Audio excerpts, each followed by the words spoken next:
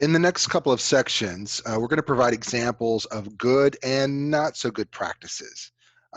Also, know that this is not an exhaustive list. This is just going to be some examples. So sometimes it's fun to start with the not so good before we move to the good, and that's what this video will focus in on. The supervisor should not take on a caretaker role. For example, if a supervisor talks to a peer specialist about developing a RAP plan together, they're crossing into that caretaker role. Another example would be if a peer specialist is considering applying for a full-time position and coming off Social Security. And the supervisor kind of responding to that by saying, do you think that you should? Is that a really good idea? That sounds like a lot of stress. Again, that is stepping outside of the supervisor role and moving more into a caretaker role.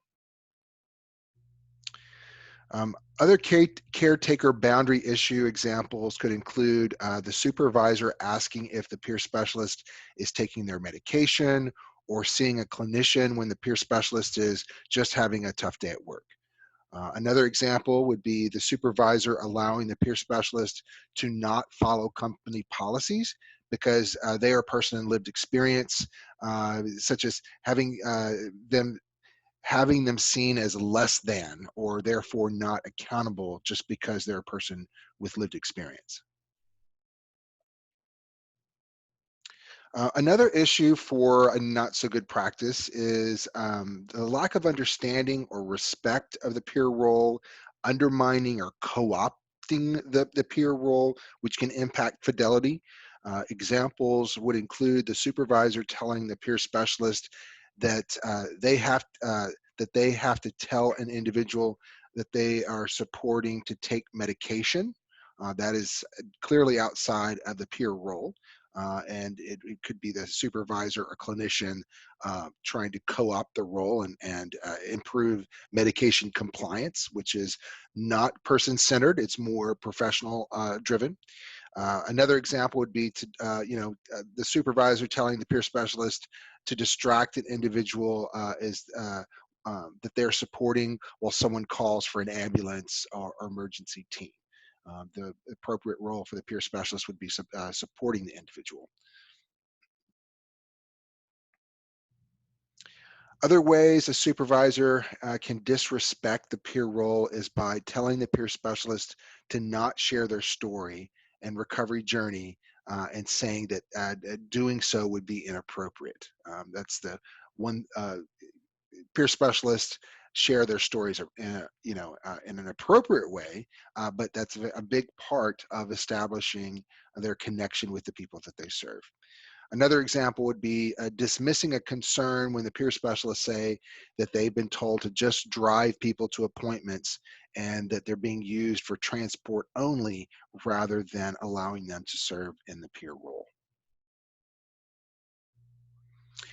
Co-opting the peer role can also look like a supervisor telling the peer specialist, you're a mandated reporter, and that means that you have to come to me immediately if the person you're supporting says or does something that leads you to question whether he or she is suicidal or wants to self-harm or is not following their treatment requirements. So peer specialists, while peer specialists are almost always mandated reporters, are required to report any reasonable suspicion of child abuse and sometimes elder abuse in accordance with law as within their states and also in accordance with the policy and procedure of the organization. Uh, the organization orientation should provide all employees, including peer specialists, with the relevant requirements around mandatory reporting in case any of these abuses are suspected. But it's important to note that being a mandatory reporter does not refer to any legal or ethical requirements that are present when someone is speaking of self-harm or harming others.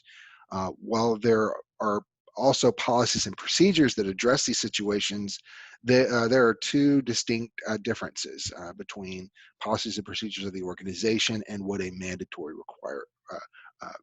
reporter is. So in this scenario, the supervisor is not only misstating the legal and ethical requirements, but really shows a lack of respect for the skills of the peer worker around discussing difficult issues with people that they're supporting, while also knowing when it would be important to seek out supervision support.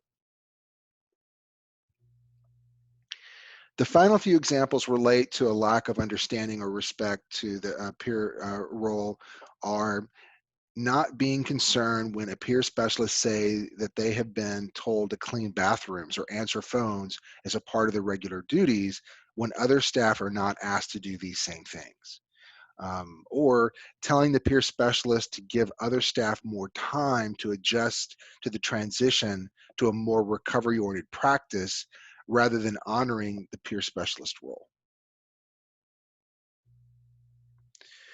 There are more, but the final example of a not so good practice that we're going to provide is the supervisor revealing confidential information about the peer specialist's history to other staff.